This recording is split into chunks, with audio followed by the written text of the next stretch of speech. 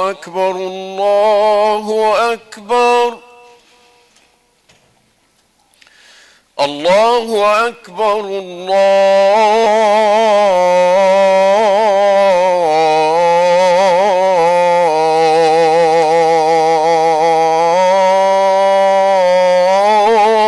الله أكبر أشهد أن لا إله إلا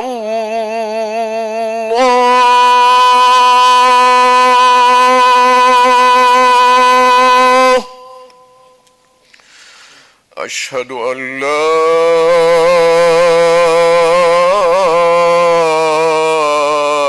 إله إلا الله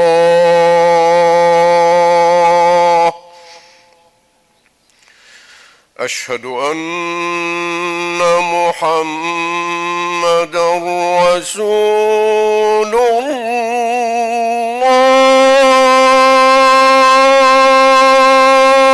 الله أشهد أن محمدًا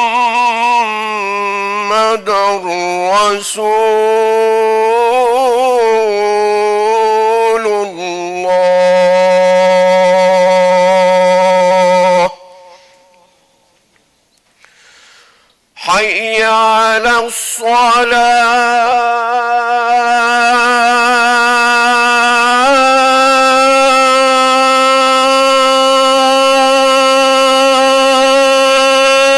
الصلاة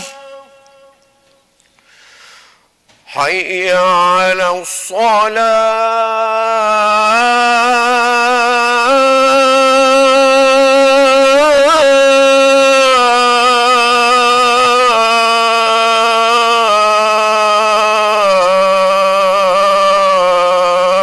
الصلاة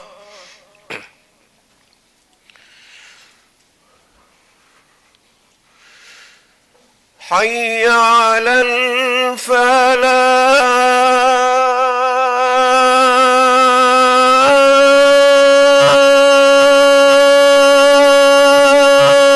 الفلاح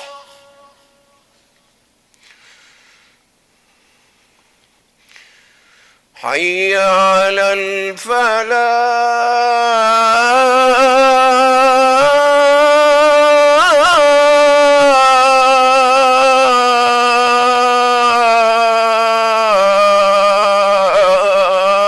الفلاح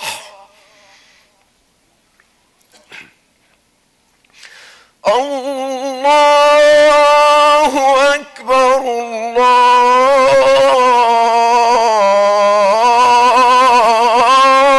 الله أكبر لا إله إلا الله اللهم رب هذه الدعوة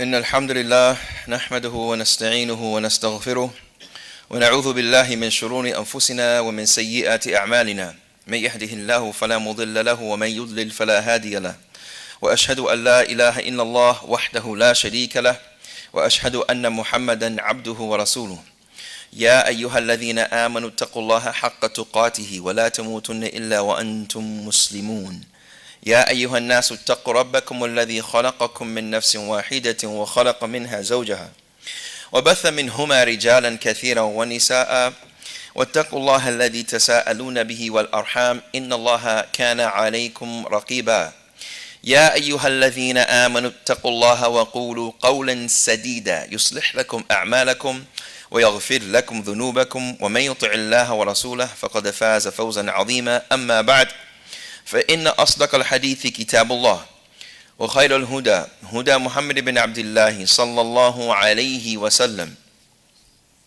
وشر الأمور محدثاتها وكل محدثة بدعة وكل بدعة has indeed achieved the greatest achievement. As to what follows, indeed the best speech is the book of Allah subhanahu wa ta'ala. And the best guidance is that of Muhammad, peace and blessings be upon him. And of the worst affairs in our doctrinal system of Islam are the newly invented ones. For every newly invented affair in this situation is an innovation, and for every innovation is a form of going astray, and for every form of going astray is in the fire of hell. On my way here from home, I was anticipating to get to the masjid quickly. But when I reached a certain part during my destination here, upon my destination here, there was a roadblock. There was a roadblock. Imagine going somewhere and you realize that there's a roadblock. The first things you start to think about it, am I going to make it on time? How is this going to delay my plans? And sometimes we as human beings may have an expression that we may regret later. What is this doing to my plans? The roadblock. Couldn't they have done this when everyone's asleep? Couldn't they have used floodlights to handle the situation during rush hour? Really? You're messing up my plans. This has probably happened to each and every single one of us. Or if someone was late to an appointment and they tell you, well, I'm sorry, there was a roadblock. We say, it doesn't matter, you're late. Someone took it upon themselves to rectify or fix something from the hands of men, which was construction, to fix the road, to fix a pothole maybe that you were complaining about for years. They take it upon themselves to fix it, but when they're doing it, we may complain. How many times when we want to go somewhere and it starts to rain, our plans change? And let's be honest, human beings, we may be disappointed. We get disappointed that it starts to rain. We get disappointed that we get wet. We get disappointed that it's going to take longer time. We look at our GPS, there's a red line going from this street to this street, all the way, from this street on the highway, all the way up 635. 35. We see that our plans are going to change because it's raining. But that plan was from the one that created you, created your car, created the street, created the rain, created the roadblock, created the individuals that put it upon themselves to work and provide for their families to cause this roadblock. 2005, I remember when the adhan was called, and after adhan was called, usually when the adhan is called, it's to bring sakina to the heart. It's to remind you to go to that place, whether it's the physical place of the mosque, or to go to that place inside of yourself to detach and to pray, to call on God. Rather, this day, when the adhan was called, pure pandemonium. Pure pandemonium. People screaming, people yelling, people pushing each other. It was the Jamarat. It was the pillar of Hajj where one stones the three pillars of the Jamarat al-Aqaba, Kubra wa Sughra. The big stone, which is a symbolization of shaitan. Not to cause a horror story for all of us, but for us to realize at that moment when I saw that there were images that I choose not to mention. I think about it, it's like slow motion. Images that I saw. And all of this is in the path of ibadah, in the path of worship. Unexpectedly, uncertain about what's going to happen. A couple of years later, couple of hajjas later, pilgrimages later, a friend of mine went to make hajj. He comes back and he says, subhanallah, there was a flood. And there were things that I've seen in front of my own eyes. Allahu bi alim, that Allah is all knowledgeable of what took place. I remember I was in a classroom with a brother friend of mine when I was in my first level of learning the Arabic language from Uganda, Muhammad. And during our break, he's sitting there telling me with a smile on his face, mashallah, he looks very similar to me, very dark skin, whiter teeth than mine, mashallah. And he's smiling. Wallahi, brothers and sisters, I couldn't compute, I couldn't put it together. He was talking about the Ugandan Bush War, the civil war that took place, when he was at a wedding ceremony in the mosque and all of a sudden, tat, tat, tat, tat, tat, tat. He's telling me, as he's telling me, I'm like, hold on, Muhammad, you mean there was war going on? He said, yeah. And he's smiling. He wasn't sure about that was going to happen. Unexpected. Brothers and sisters, uncertainty tolerance is that which is important for us in our faith in God.